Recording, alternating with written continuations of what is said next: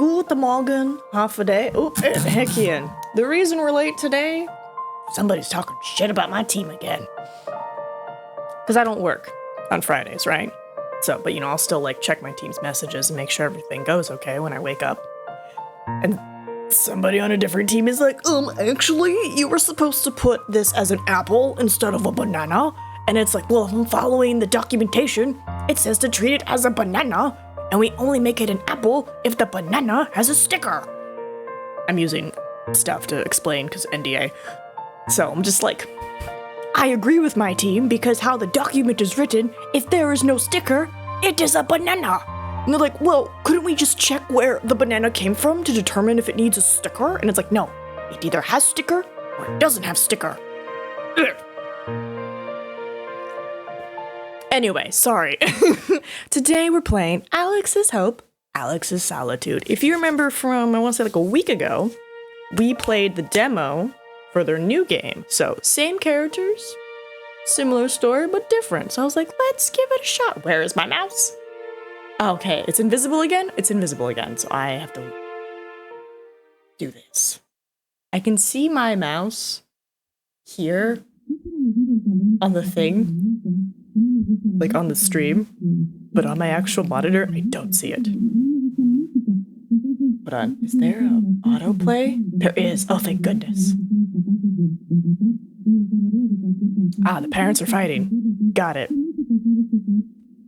I finally collapsed on my bed, face first. Okay, so instead of being a college kid, I'm now at home. Okay. I also took a look at the next game that we have after this. It's another visual novel. So, we're gonna have a nice visual novel day. So if you see me looking away, it's because people are trying to discredit my team at the moment.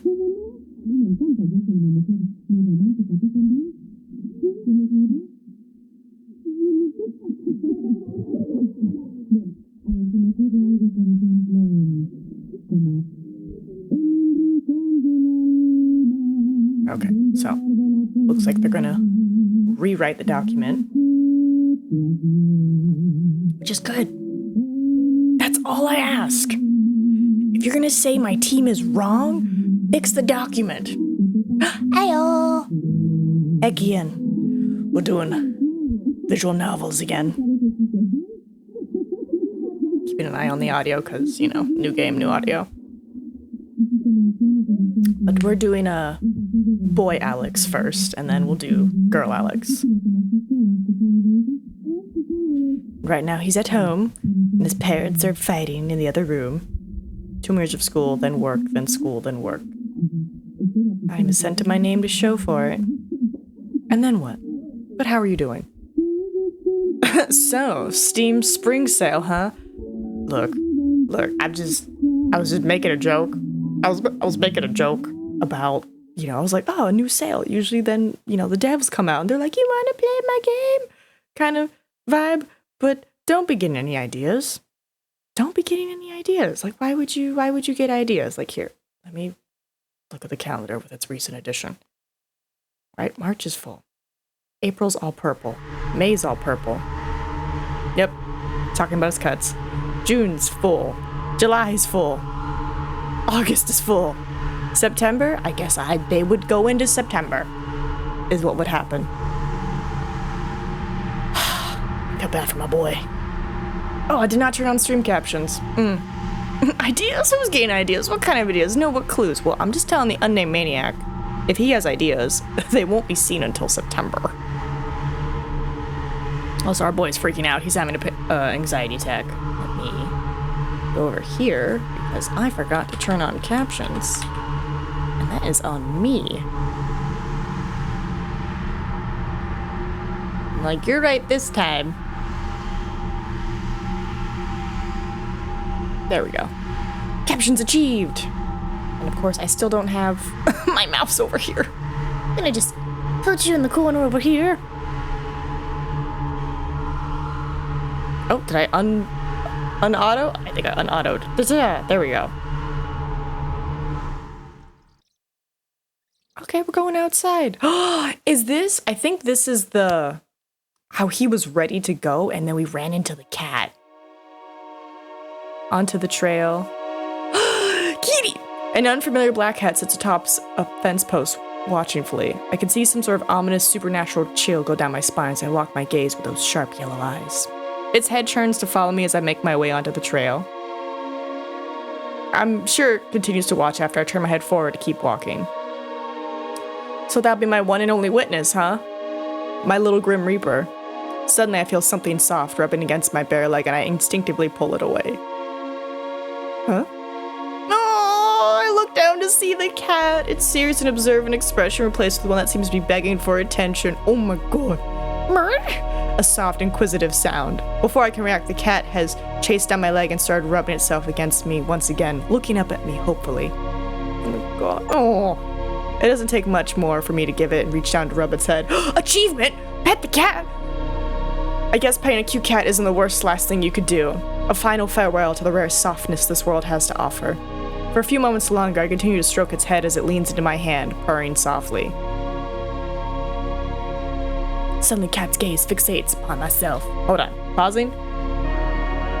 Also, keep in mind that I myself, and thus this is not a message from the unknown maniac, is specifically me, also known as Lewis, will buy you the upcoming Inazuma 11 game as soon as it becomes available, which it should go on pre-purchase next month, though I don't know if on Steam or only for console, because there is no game I want to see more from you than Inazuma 11, even if I do have to wait for it. Okay, that's fair.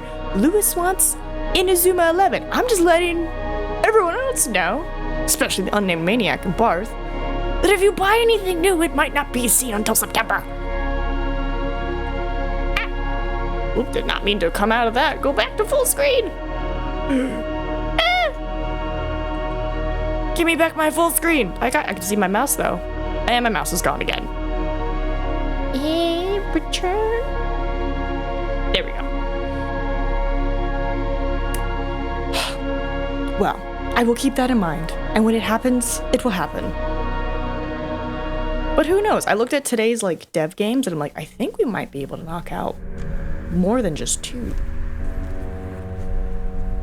So I'm like, somehow I feel more alone now than I've ever felt before. The lone member of a solitary pilgrimage to escape from hell. I could feel my heart rate rising as I get closer and closer to the outlook of the top of the trail. Here we are. A panoramic view of the town, lit up in the night, spreads out beneath the cliff. The railing that once provided a sense of security for sightseers has long since rusted out and broken off. I begin to approach the edge. My heart beats faster and faster, adrenaline coursing through my veins as I make my way forward. As I start getting closer to the edge, my body instinctively tells me to back off, every cell in my body screaming in terror. It's nearly the exact same feeling as the one I feel with a blade to my skin as I psych myself up to make a cut, but amplify it exponentially. I finally reach the edge, my heart rate off the charts, my limbs shaking. Ooh. I look straight down. A dark abyss stares back up at me. I know that beneath the shroud of darkness lies a bottom covered in sharp, rocky outcroppings over 100 feet below. And once I reach it, the pain will be over. I close my eyes and take deep breaths, trying to calm myself down and organize my final thoughts. I feel the need to double-check my memories, my life, my experiences, to look for anything worth holding on to. I'm gonna pause. Where's my pass? Go back. Go back. I want to make sure I'm reading everything right.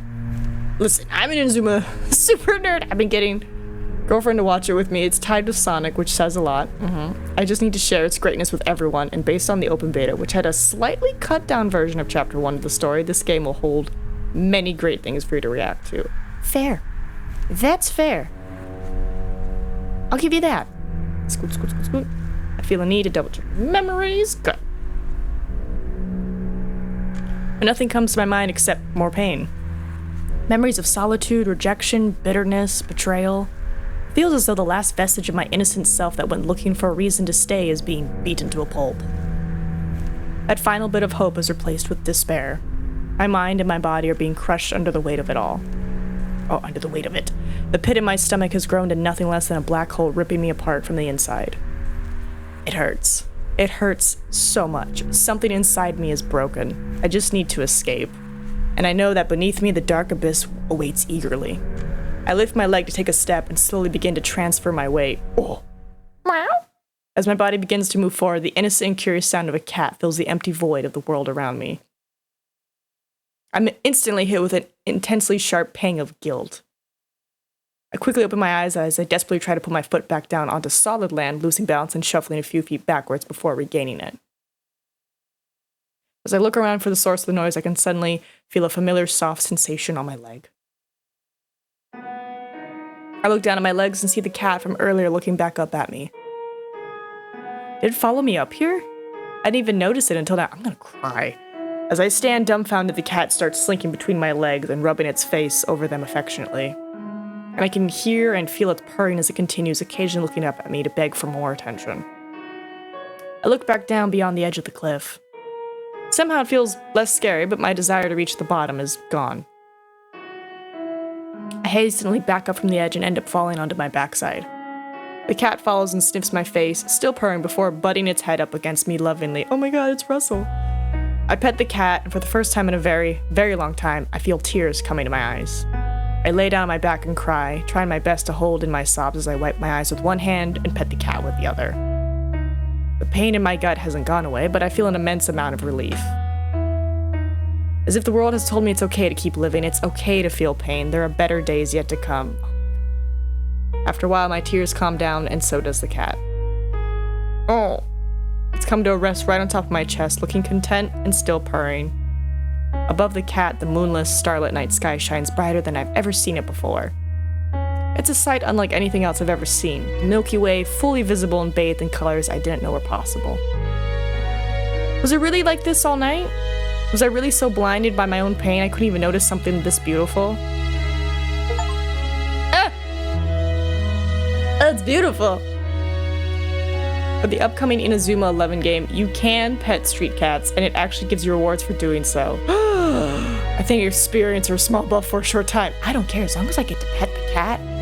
That is the greatest thing ever. How can you have something friend-shaped and not let me pet the friend?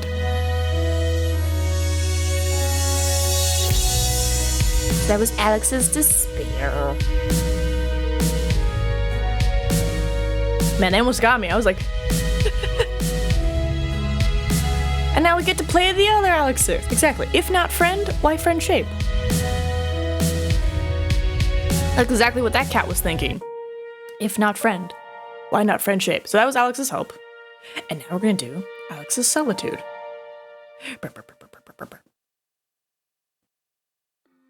Oh, her room is a little similar. It's just the plants aren't dead yet. I'm in my room, dressed and ready to go, the morning sunlight flooding in through the open blinds. Today is my first day of high school. As my mom keeps saying, an exciting new step for any young student. But rather than excitement, I've got nothing but worries on my mind. I pull out my phone and frown once again at the lack of notifications on the screen.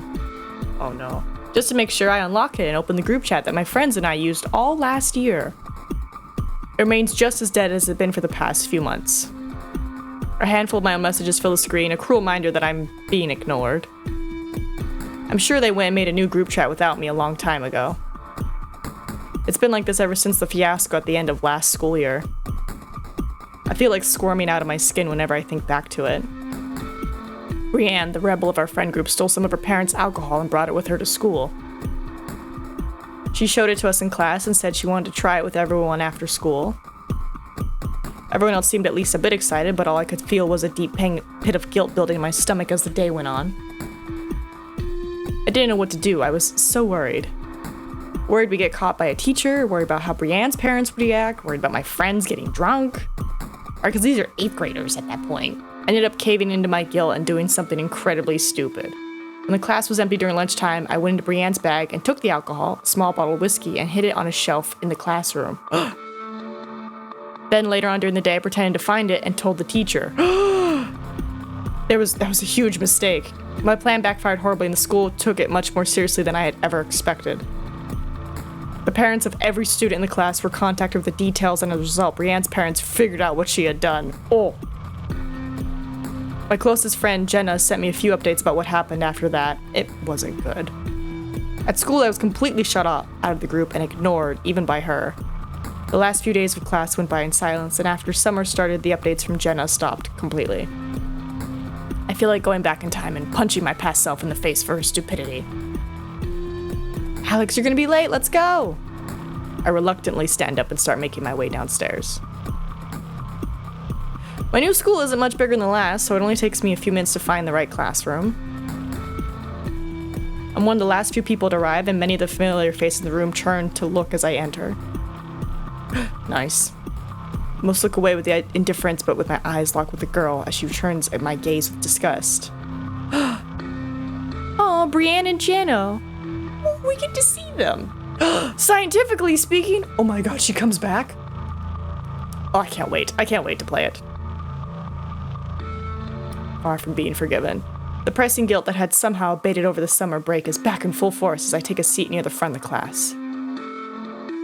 I stare down at the desk in front of me as the last few students file in. Eventually, the teacher begins his introductions for the year, and I try to switch my attention to him for the time being.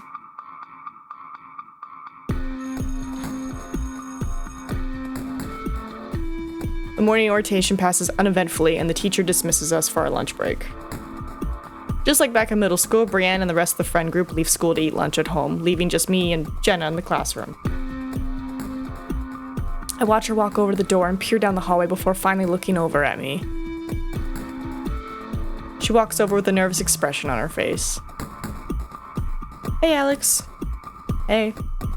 I'm really sorry I stopped messaging you after the break started.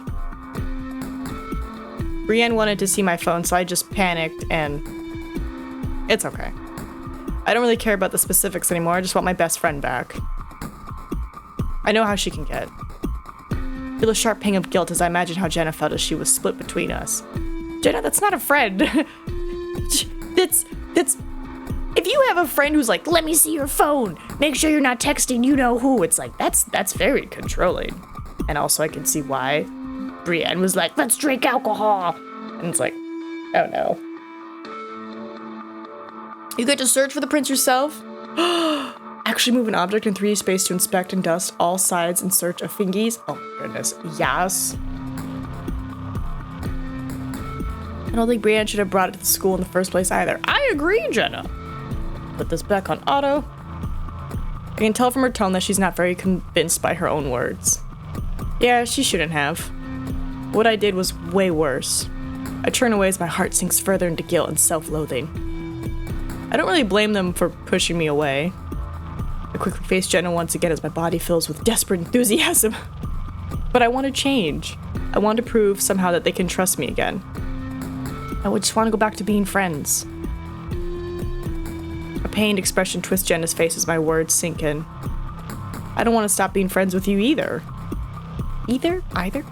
But they're being all so stubborn. No matter what I say, Brienne won't even let me talk to you. I don't know what to do. The conversations hit a wall as we both sit and think, grasping for words. We eventually forced to give up and start eating our packed lunches together in silence. Jenna finishes her food rather quickly, checking from time to time on her phone before speaking up. I'll tell Brienne what you said. I look up at her, my mouth open in surprise. That you want to change and be friends again. Oh no. I close my mouth and shake my head. You don't need to do that. Probably better if I tell her myself. I think back to our middle school days. You mind if we walk home together instead? Just like our last school, Jen and I live in the opposite direction from the rest of the friend group. She hesitates for a moment before giving me a surprisingly firm answer. Yeah, that sounds good. Meet me by the exit on our side of the school. Jenna walks back to her seat and we spend the rest of the lunch break in silence.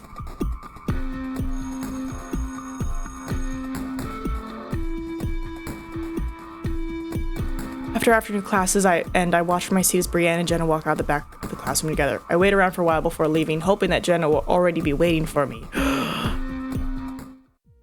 I make my way down the hall toward our meeting spot, but my heart drops as I hear the sound of a loud conversation coming up behind me.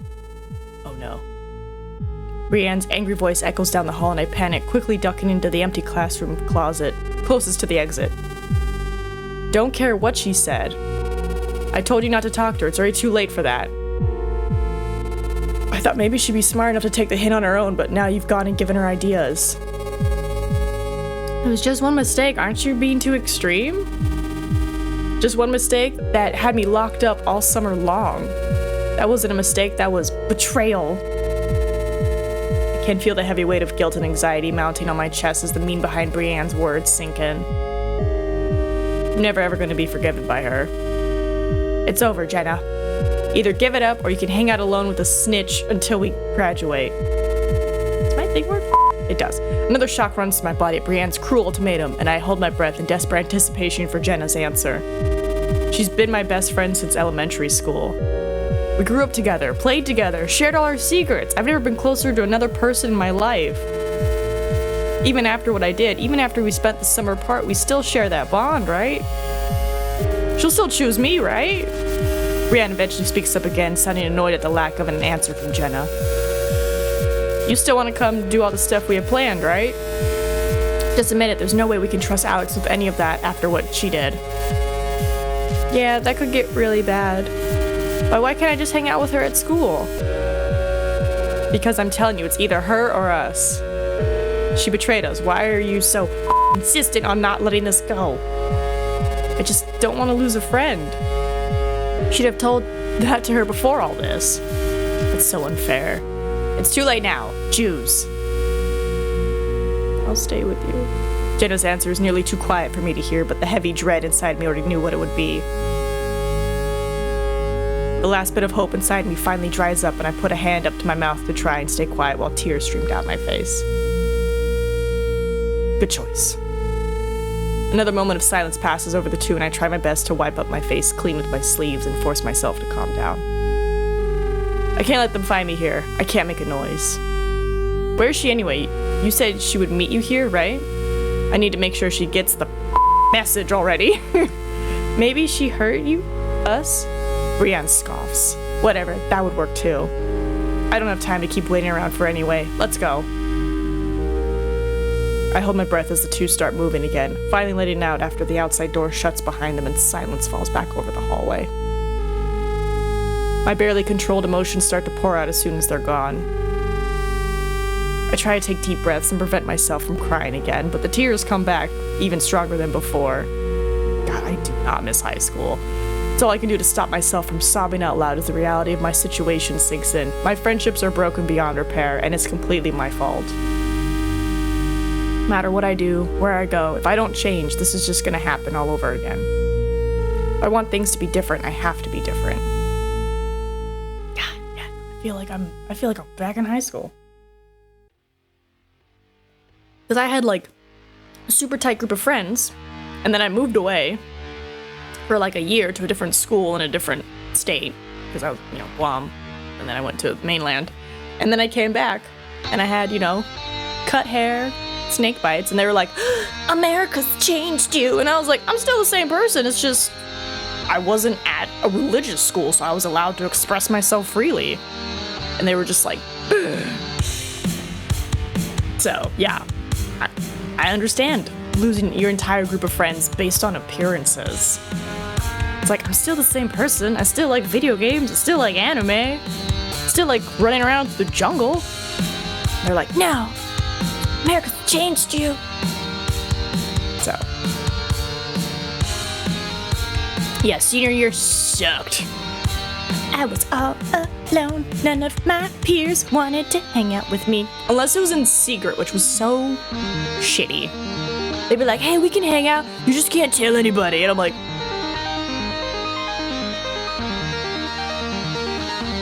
whatever, look where I am now, right? And I think, almost all the girls, 90% of them, as soon as they graduated, married and kids. Done. And I was like, college? Explore the world? And they're like, no. Become a real high schooler and maybe even have some fun. There's gotta be some reason why everyone's so into this stuff. Oh, she's cute! I try my best to put on a mischievous smile and pose as I admire my new outfit in the mirror. Gone are my usual bright colors, replaced with a coordinated black, white, and gray. Newest to me are the huge black leather boots. Cute. I bought them on a whim during my bad girl shopping trip, but they bring the look together better than I expected. Hold on. God, I did it again. Hold on. Go to my options, bring back to full screen. Of course, the mouse disappears. hold on. So this is her waist, right? This is her knee, right? That means from here to like maybe here, maybe even higher, because it might be a high-waisted skirt, but like from here to here, that's all thigh. Gosh, she's got long legs. But hold on. Hand. All right, so this is arm. Elbows around here. Her hand would be here. There's a slight bend. So normally, anatomic-wise, like your hand is supposed to be like mid-thigh. But then again, it could be the skirt giving her the illusion of extra long legs, because, you know, you can do that. Instead of having it on your hips, you know, you put it like above your belly button, so it's like, oh, look at my long legs. But it's like, I'm using the illusion of clothes. Just a fun thing. That's right, because this is ankle. This is calf. And in theory, if you were to close your leg, your calf is supposed to be about the same length as your thigh, usually. Like maybe a little shorter, maybe a little longer. Looks like it matches up. She's got long limbs. She's just a beautiful giraffe, and I love her. Let's go. She's cute, is what I'm saying. I'm just like, at first glance, I was like, are her thighs too long? But it's like, nah, I think she's just wearing her skirt high. Spent alone has become the norm for me. Nobody acknowledges my new look to my face, but it feels like a bit more whispering than usual is going on around me. Entered the edgy phase. After the second to last period ends, most of my classmates file out, just myself and a few others sticking around for our Spanish class. A few minutes later, the students from higher grades start to show up. Oh, wow. Valerie comes in just before class starts, saying goodbye to a friend at the door and still laughing to herself about whatever they were talking about on the way over. I like her top. I wave to her and her face lights up, surprised when she sees me. Hold on, I'm just gonna make a note. This would never fly in an American school. Just FYI. Because they'd be like, oh, shoulders! How dare you! Which is so funny, because on television, you see shoulders galore. But if you're like, in a like smaller-esque town school, they're just like, your shoulders are distracting, and it's like, it's hot, you know? And it's like, I'm gonna wear a tank top. It's like 95 degrees, and they're like, I don't want to see those shoulders. Put a sweater on. But she looks great. She looks great. Nice boots. She walks over and talks to me as we pull together a couple of desks to sit at. Hey Alex, going for a bit of an image change today? Yeah, I was feeling a bit stuck in the past. I thought a new look could help refresh my image. She stifles a giggle. It definitely gives you a new vibe. You look like a fashionable school shooter. I feel a bit warm around the ears. Not exactly what I was going for. I'm just kidding, it looks good. Where did you even find those boots anyway? We talk until class starts, then continue after the teacher's done assigning our group work for the day. An hour later, class is dismissed. I try to stick around with Valerie instead of going straight home like I usually do, and she ends up taking me to her hangout spot down by the river. In a van down by the river! Sorry. All this time I've been too anxious to try hanging out with her outside of class without an invitation, but she's acting like it's perfectly natural for me to come along with her. Yeah. Even though I'm making progress, I can't help but feel a bit hopeless at my own social ineptitude. Couch is still here. I guess whatever bum ripped up the last one isn't around anymore. Valerie drops down on the main attraction of the spot, a beat-up old couch, and starts to fish through her bag. I eye up the chair, perched precariously over the steep riverbank before taking a seat next to her on the couch instead. Ooh. Couch just out in the wilderness? It's probably, like, just soggy and moldy. Pack of lighters and... Ooh. Considering the conversations we've had, but I still feel a wave of anxiety coming on as the reality of it sinks in. I try my best to push those feelings away and fight the urge to look around for potential witnesses. Valerie opens up the packaging before turning to me. Want one? Smoking is honestly one of the last things I ever wanted to do, but I've already resolved myself to give stuff like this a try, to see the other side. Yeah, sure, light it up for me! No problem, come here. She holds up the cigarette in one hand, the lighter in the other, and beckons for me to come closer with a suspicious smile on her face. I hesitate for a second before leaning in and placing my lips around the cigarette. My body instinctively backs up when the sparks from the lighter flash in front of my face, but Valerie pulls me back in. Just hold still for a sec. I try my best to stay still for her as she tries to get the lighter working. It finally lights after a few attempts and a bit of a struggle to block the wind. Come on! I back up and take the cigarette out of my mouth, giving it a brief inspection before bringing it back up to my face. I wrap my lips around it and take a deep, long breath. Oh no! Filling my lungs with the smoke. No! It doesn't take long for me to realize the mistake as the smoke assaults my senses, a horrible taste filling my mouth, an intense burn sensation growing in my chest. Yep, just small puffs. My eyes begin to water as I struggle to fight the resisting urge to cough. I'm able to keep a straight face for a few seconds, but as soon as I start to exhale, my body betrays me. As the coughing fit starts, I can hear Valerie laughing at me. I knew it'd be her first time. Yep. Oh, you're such an innocent little girl, Alex. When I'm finally able to stop myself from coughing, I'm hit with a wave of dizziness and nausea. I close my eyes and bend over, hands on my knees as I try my hardest not to throw up. Why did the music suddenly get quiet? The disgusting, ubiquitous taste of the cigarette lingers in my mouth as I grasp for air and try to talk in between breaths. That was so much worse than I was expecting. I suddenly feel Valerie roughly pat me on the back, and I nearly flinch at the unexpected contact before opening my eyes to look up at her. She's just like, don't worry, Alex, you'll get used to it in no time. Oh no! Valerie reaches down and plucks the lit cigarette out of my hand. Let me finish that one for you. She just threw up? I'd be like, maybe cigarettes aren't for you. She takes a long drag, her face not even showing a trace of the trauma the same cigarette just put me through, and exhales coolly. The difference between us is much more apparent to me now. It feels deeply wrong for me to be here with her. I try my best to shake the feeling off. I just need to get used to all this. Yeah, my brother always gets the good stuff, but it's a bit harsh. Maybe next time we'll start you on something easier. So your brother buys you cigarettes? The thought of trying this again makes my stomach turn over and my nausea returns. You ever been drinking? Oh god. I catch myself. I mean, no! I haven't! Valerie seems to smile at that. I can't read what's behind it. There's a party this Friday out by the perimeter. A big bonfire and plenty of booze! She smiles again. I'll bring you. I want to see what kind of drunk you are. That's... A wave of anxiety runs through me at the thought, but I steel myself and fight my urge to decline. Alright, sounds fun. Yes, you'll have a blast. Oh my god, this guy Derek from the football team is gonna be there too. He's hot. I'm gonna try to bring him home with me. You should have seen him with his shirt off in the gym. Oh no. We chat for another half hour or so, Valerie filling most of the silence with stories of her various antics. The cigarette may have been one of the worst experiences of my life, and the topics may not be my favorite, but it feels good to finally have someone to talk with again. It's just like, this is horrible. I think I've really missed this. No, you just missed people. But if we recall, I think we know what's gonna happen. I think we know how this party goes. I'm a bit excited and really nervous. The party Valerie invited me to is happening tonight. She seems very intent on getting me drunk.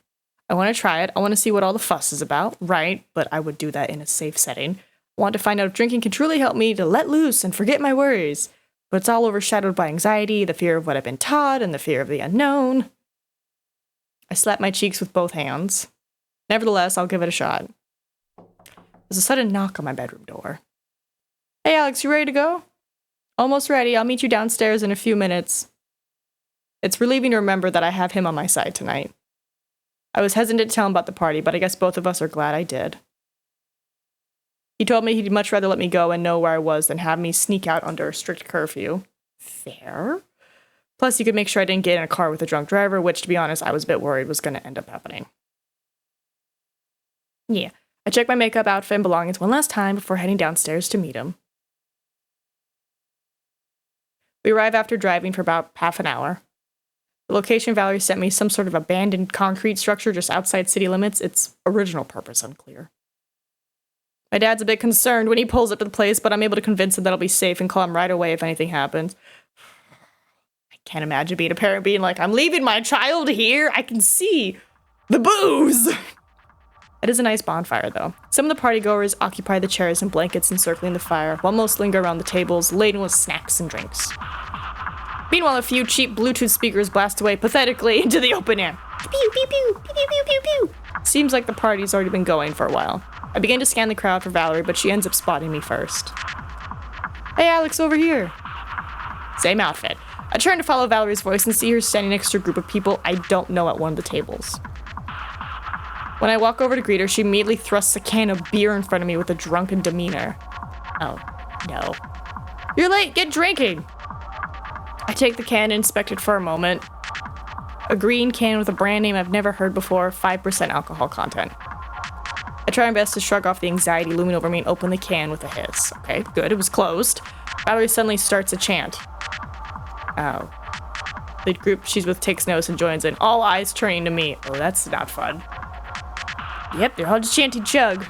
I bring the can to my mouth and tip my head back, slightly choking on the first gulp as the bitter taste hits my tongue and my body prevents me from pouring it directly down my throat. I force myself to take painfully slow gulps of the disgusting liquid until the can is empty. Ugh! And you're good. You're done. Valerie and the small crowd gather around me, cheer as I spike the empty can into the ground. The disgusting taste of the beer lingers in my mouth and my stomach feels horribly bloated. I can't help but belch out the extra carbonation, gagging on the taste of the gas as Valerie laughs at me. Just 3 more and you'll be caught up to me. Nope. She pushes another can into my hands. Nope. My body shudders at the thought of drinking any more, but I open the can anyway and take a sip. I can barely resist the urge to grimace and recoil at the taste. Valerie notices me making a face and laughs at me again. Don't worry, it'll taste better after you've had a few. Nope. As I try to figure out a reply, Valerie looks past me distractedly. She puts on a different kind of smile. She steps to the side and calls out to someone behind me. Hey, Derek, wait up. Oh, and she's gone. If I remember correctly, Derek was the one that she told me she wanted to get with after the party. She quickly turns back to address me before following after him. I'll be back later, Alex. Oh no. You better catch up with the drinks. You're leaving me alone? With that, Valerie disappears in the darkness of the building with Derek and his friends. Now that I'm alone, I can tell that my mind is already feeling weirdly fuzzy thanks to the first beer I drank. I try to take another sip of the second can, but recoil at the still awful taste. Yeah, we get some juice. I'll just hold on to this for a while. Looking around again without Valerie, I have no idea what to do now. Let's see, 9th grade? It's just like, what, 14, 15? What do people normally do at parties like this other than drink? They talk? Talk, I guess? The people around me are mostly seniors from my school, at least 2 years older than me. It's too intimidating. As I awkwardly walk around the party with my beer in hand, trying to decide what to do next, a flash of familiar blonde hair catches my eye. Brienne! My heart skips a beat in terror. I do a double take, and my fears I realize. It's Brienne! Quickly duck back and put a group of people between us. She sees me here, who knows what she'll do? Trying to stay out of her line of sight, I quickly make my way toward the dark entrance of the abandoned building and head inside. Plenty of firelight illuminates the area around the door, but the darkness looming further inside the building is only cut by the phone flashlights of the few people milling around inside. I turn on my own phone flashlight as I start to make my way deeper inside. Half-heartedly, I search for Valerie, careful not to shine my light into anyone's face. Valerie? This is something like the Twilight Zone of the party. People speak in whispers, and couples are huddled close together in the darkest corners of the building. Oh. Any one of them could be her and Derek, for all I know. Oh. Realizing the futility of my search, I give up early and search for my own dark corner instead. Nice. I find one near the back of the building and carefully sit down on my skirt. I feel dejected. Lonely, scared, cold, buzzed, and nauseous. I'm nothing but a passing source of entertainment for Valerie.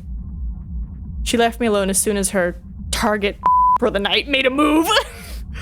I sigh and contemplate taking another sip of the nearly full beer I'm still carrying around. I'd call Dad at this point. Shuddering at the thought of the nasty taste, I place it down on the ground instead. I soon hear a couple of dudes stumble in the room next to me, clearly audible through the crumbling wall. Spot looks good enough. You got Molly this time?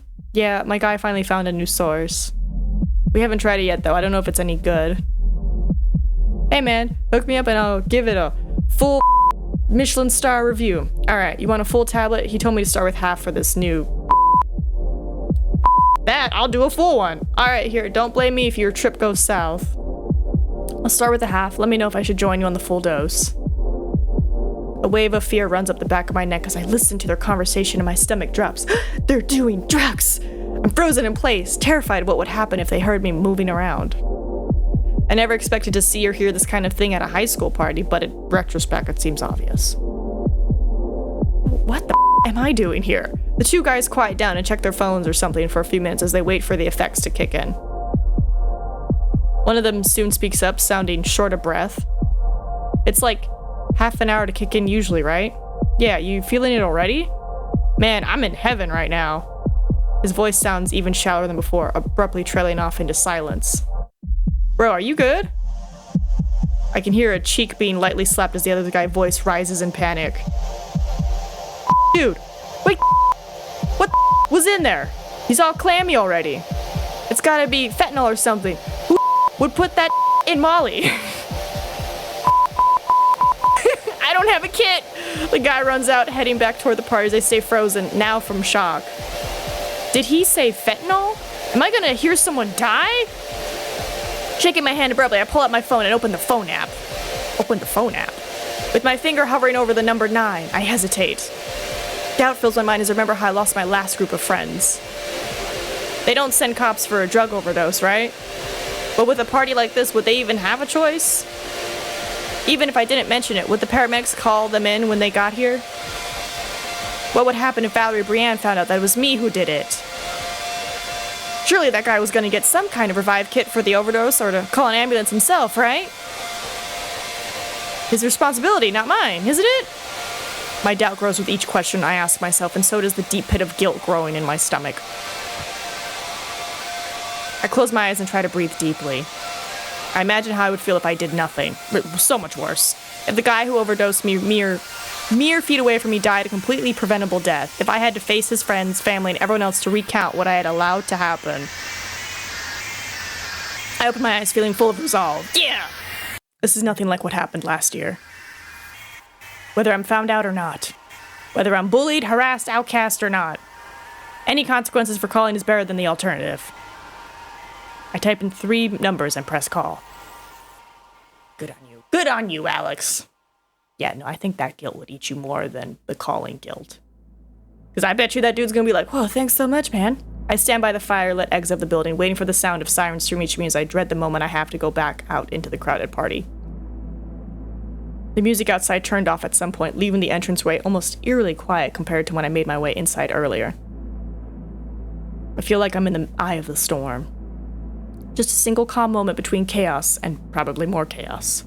After I called 911, the second dude came back with a more sober-looking friend to help him resuscitate the first dude. Somehow they managed to find the kit he was looking for. I left my phone with them as the operator began to walk them through how to use it, and I was tasked with guiding the paramedics to the scene. The two shot me a dirty look when I told them the paramedics are on their way. Judging by their reactions and the fact that neither had called 911 themselves, I can't help but think they were angry or annoyed that I had called. Thankfully, they were at least taking the situation seriously enough to accept the help in the moment. I'm just not so sure how they'll feel about it later. I still don't know what's going to happen when the ambulance arrives. There wasn't even a chance for me to ask if they were sending any police along with it. It's like, don't send the police. A distant siren finally echoes through the entranceway and cuts off my train of thought. It's time for more chaos, I guess. I stand in front of the exit for a moment and take deep breaths to collect myself as the siren starts to multiply and grow louder. My stomach drops as I realize there really is more than just an ambulance coming. You're doing the right thing, Alex. I step out into the firelight. And everybody got mad at me.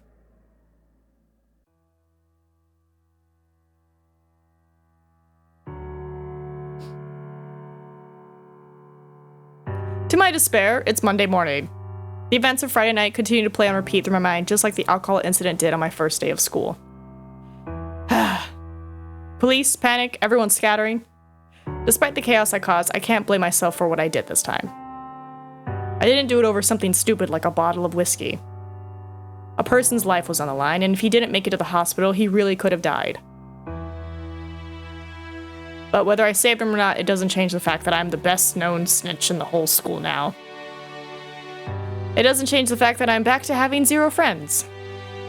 And it doesn't change the fact that none of them will ever trust me again. My mind tosses and churns with thoughts about what I could have done differently to keep myself anonymous or resolve the situation by talking to the other partygoers. But my main regret remains the fact that I've even gone to the party in the first place. Then I entrusted myself to someone who only saw me as cheap entertainment. And then I tried to change myself into someone after I should have known I wasn't. Even now, I know I'm not really alone in this world. I've learned a lesson. As always, the right answer lies somewhere between the two extremes. Might get hard, but I'll always remain true to myself from now on. I'll keep an open mind, let others have their harmless fun, but I'll always stay true to my ideals. Eventually, I will meet my people. Yay! There you go, it's Alex's Solitude. Cute little story.